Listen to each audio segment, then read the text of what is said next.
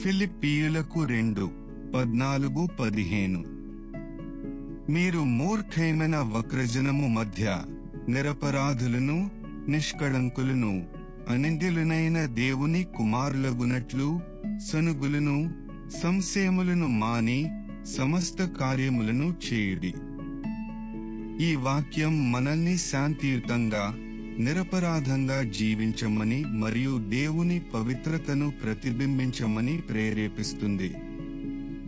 మూర్ఖతతో నిండిన ప్రపంచంలో మనం మంచి కర్మలతో దేవుని వెలుగును ప్రతిఫలిస్తూ నక్షత్రాలుగా మెరవాలని ఈ వాక్యం మనకు గుర్తు చేస్తుంది. ధన్యవాదాలు. మీకు ఈ వీడియో నచ్చితే దయచేసి లైక్ చేయండి, షేర్ చేయండి, కామెంట్ చేయండి మరియు సబ్స్క్రైబ్ చేయండి.